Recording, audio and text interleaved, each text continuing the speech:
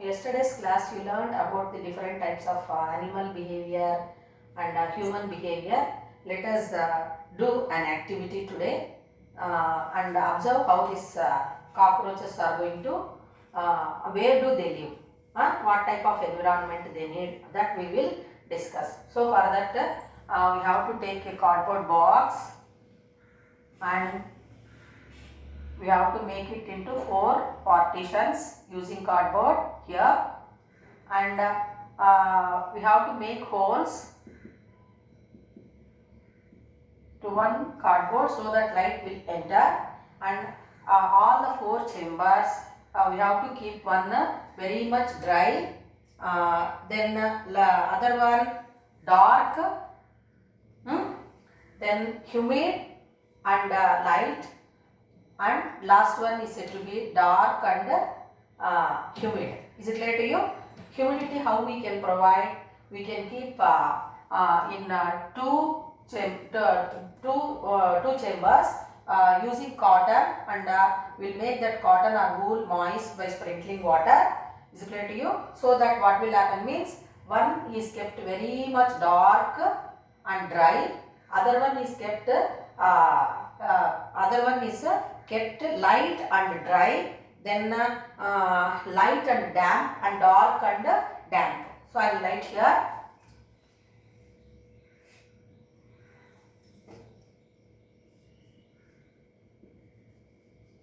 Light and dry,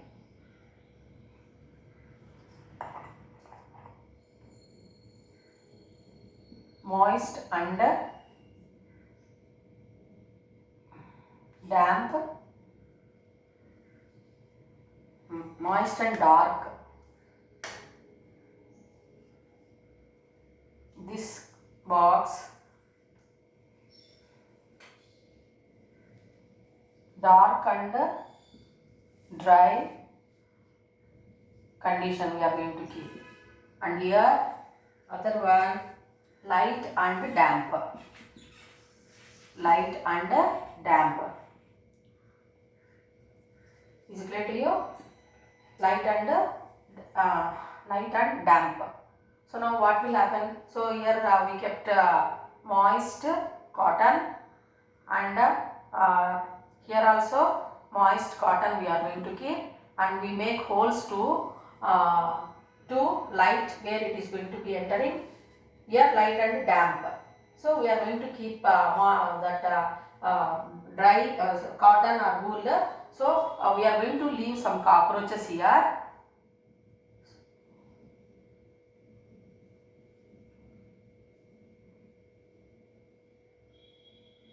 And after some few days, if we keep it covered, we observe cockroaches are going to move to the dark and damp. Okay, moist and dark. So all the cockroaches, they move to the dark and damp places. They prefer. Okay, children. That is the reason in your houses also cockroaches will be observed in very much closed areas where darkness will be seen. In kitchen where we keep gas, in such places we can observe more and more cockroaches. Is it clear to children? So in that way, with this activity what we are going to learn means, the cockroaches are preferring to live in dark and moist places. Dark and moist places. Whereas dark and dry, no. Light if it is there, then also we cannot observe much cockroaches. Light and damp, that also we are not going to observe. More and more cockroaches, they prefer to live in the moist and dark. So for that, what we have to do? We have to take a cardboard and make it in box. Shoe box also we can take, and we are going to make it into 4 compartments using cardboard, and we are going to allow light to allowing light to some making holes, by making holes, and we are going to keep moist cotton or wool by sprinkling water, and we are going to leave some cockroaches here. After few hours what we can observe means, all the cockroaches, they start moving to the moist and darkness part of the box. Is it clear to you? So that we is going to make you to understand the conditions are very much favorable, then only the organisms can survive. That we can learn with this activity. Some other examples also you can know how this animal behaves, pet animal, dog especially. So you may have a dog as a pet animal. So if you scold it, it also doesn't like to talk to you. And have you observed any time after you people returning home, how that dog will be back of you? It shows its love and affection towards you. Is it not? If strangers are coming, it barks. So such type of behavior in closed conditions we are going to observe. So animal behavior we can observe in the field work or field investigation we can do, or in a closed conditions also we can observe. And many other examples have been given. Squirrels, in 7th class you learned squirrels are going to preserve the food grains which they have collected by digging the earth in some places, making holes, and they are going to preserve there, and they will forget. Again they are going to search and they will be thinking that some other squirrels might have taken or eaten those grains. Is it clear to you? But it is helping the environment. In what way? Dispersal, or the number of plants it is increasing. Is it clear to you? Like that we are going to observe. And other animals like beaver bird, it lives in North America. It builds dams across the streams of water. And you might have observed nesting. Beaver birds, how do they nest? How do they prepare their nests? Even many scientists, they worked on animals like parrots or any circus. If you see animals how they are trained, they are going to listen to the curators. Is it not, children? So that will help how these animals are going to interact in different situations. Is it like dolphins? You might have observed they will be playing ball. They can identify the colors of the different balls. So all that will be making you to understand about the animal behavior. This animal behavior is going to help in protection also, I said. So in what way means an animal is there. What is that name of the animal? Means Tasmanian devil. Okay. So Tasmanian devil is the worst smelling animal in the animal kingdom, and it is present in the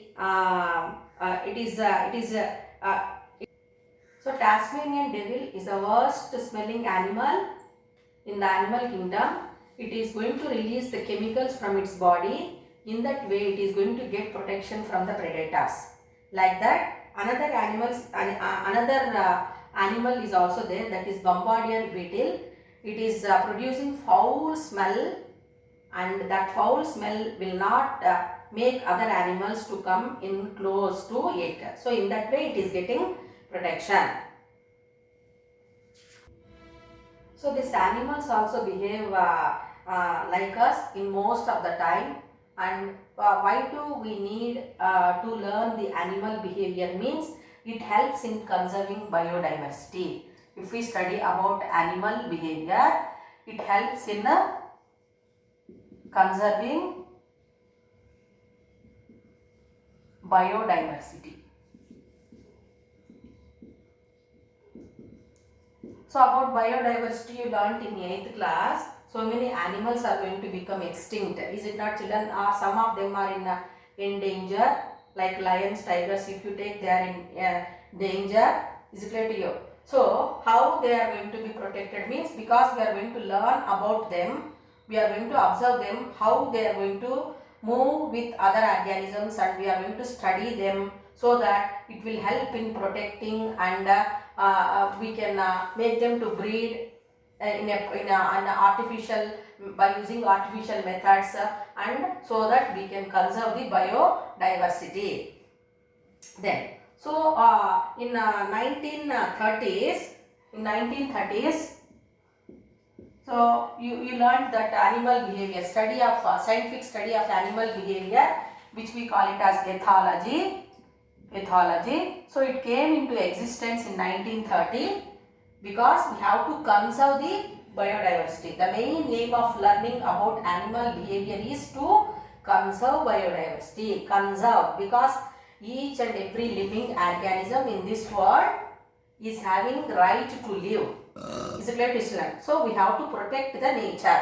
So for that purpose, the scientists put so much of efforts, and they started a new area of biology, which we call it as ethology. That is a scientific study of animal behavior, and this ethology is a part of zoology. So what is that zoology? Zoology is said to be the study of animals. So in that animals, we are going to learn about animal behavior. So to learn in detail about the animal behavior, that one we call it as a ethology. As you learned that animal behavior, we call it as ethology. So it came into existence in 1930 by the scientists Nicholas Tingenberg and Konrad Lorenz and Carl von Frisch. So they observed many animals, and in closed conditions and natural conditions, and they have taken into consideration the neuroanatomy, ecology and evolution. Okay, so neuroanatomy means how the animals are going to behave.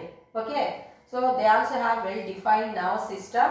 So how that is going to show signals or respond to the different situations.